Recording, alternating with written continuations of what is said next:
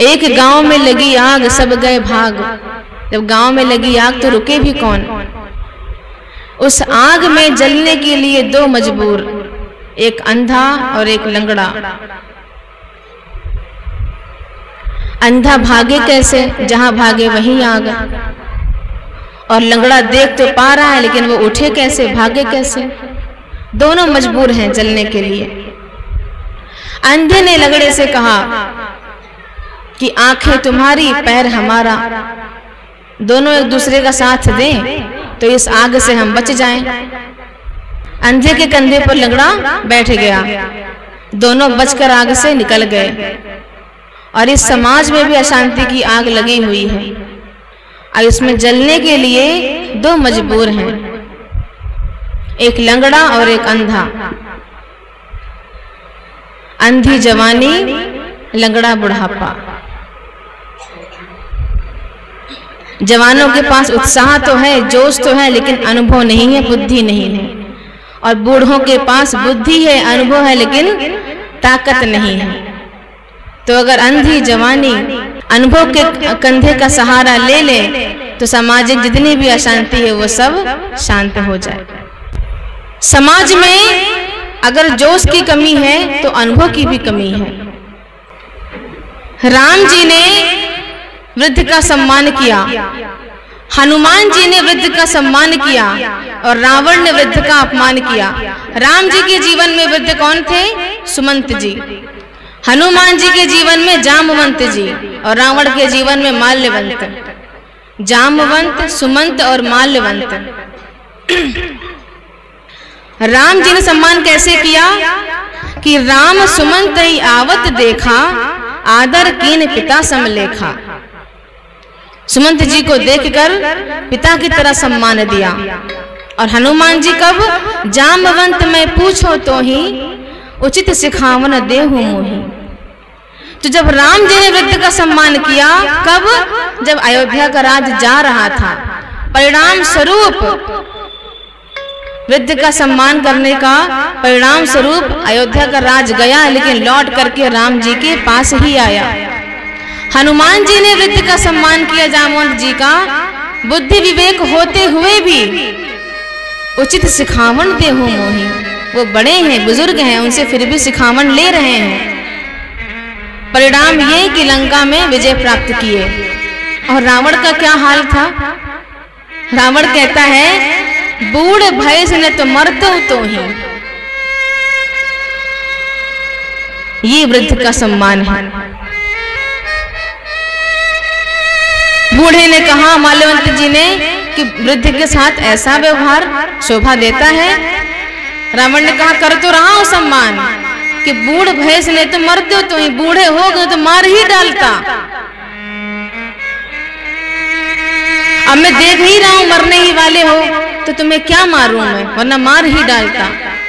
और जहां वृद्ध का ऐसा अपमान होता है, वहां लंका सोने के भी हो तो उसमें आग लगे बिना रह नहीं पाती।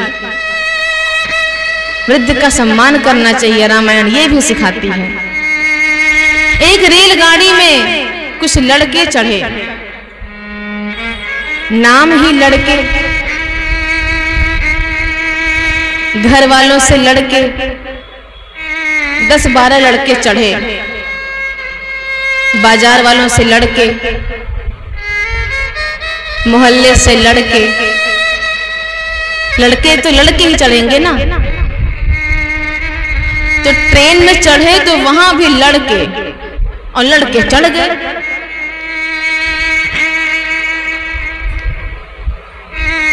कुछ देर ट्रेन चली, बैठे बैठे बोर हो रहे हैं, तो क्या करें? एक ने कहा, ट्रेन की चेन खींचो, मजा आएगा। ट्रेन खड़ी करो, फिर चलेगी, फिर खींचेंगे। तो कहा, देख नहीं रहो क्या लिखा है? 6 महीने की जेल भी हो सकती है या 500 रुपए जुर्माना देना पड़ेगा। एक लड़के ने कहा, कैसी बातें करते हो, हम इतने लोग मिल करके 500 रुपए इकट्ठा नहीं कर सकते? एक ने कहा, 1 रुपया अपना नहीं लगेगा, वो देखो खिड़की पे बूढ़ा बैठा है। बेचारा सा, तुम चेन खींचो, नाम उस बूढ़े का लगा देंगे पकड़े जाएंगे तो। बोले ठीक है। तो पैसे तो इकट्ठा कर लो, कहीं फंस गए तो। सब ने 500-500 रुपए इकट्ठे किए और जो मुखिया था समूह का, उसके आगे वाले जेब में 2500 रुपए रख दिए। स्टेशन के पहले ही चलती ट्रेन में लड़कों ने ट्रेन खींच दी। ट्रेन खड़ी हो गई, चेकिंग चल रही थी, सिपाही आया चेक करने। सब ने उस बूढ़े का नाम लगा दिया। वो सोचा हमने क्या बिगाड़ा था महाराज। उस बूढ़े ने कहा हाँ महाराज, हमने ही खींची है चेन। वो जानता है 4-5-10 लड़के हैं, इनसे हम कहाँ जीत पाएंगे बल से, एक धक्का मारेंगे खत्म हो जाएंगे, तो यहाँ बुद्धि से काम लेना पड़ेगा। उसने कहा सिपाही हमने ही खींचा था, हमारे पर्स में झोले में 2500 रुपए थे, इन लड़कों ने मिलकर हमसे छीन ली है, ऊपर के जेब में गिनकर देखो रखी हुई है। सिपाही ने चेक किया, सच में 2500 निकले। शाबाशी दी सिपाही ने कि अच्छा किया, इसी के लिए लगाया गया, इमरजेंसी में खींचने के लिए। ईमानदार सिपाही था, 2500 गिना, बूढ़े को दे दिया। अगले स्टेशन पे जब ट्रेन रुकी तो पुलिस वाला लड़कों को पकड़ के लेके जा रहा था। आपस तभी लड़ ही रहे थे, तुमने कहा था, तुमने कहा था। और जब खिड़की पे बूढ़े को देखा तो ऐसे आंख तरेरा बूढ़े को। तो बूढ़े ने कहा मैंने अपने बाल धूप में थोड़ी सुखाए हैं, अनुभव की बात है, तो वृद्धों का कभी विरोध ना करें। भरत जी ने कहा वृद्धों की बात मान करके कि पहले घर की व्यवस्था, सारी संपदा राम जी की है, ना जग छोड़ो ना हरि भूलो, कर्म कर जिंदगानी में, रहो तुम दुनिया में ऐसे कमल रहता जो पानी में। इसीलिए अयोध्या की व्यवस्था की गई। उसके बाद सभी नर नारी अयोध्या वासी, संत गुरुजन मुनि ज्ञानी माताएं और तीनों पत्नियां सब भरत जी के साथ चल पड़ी।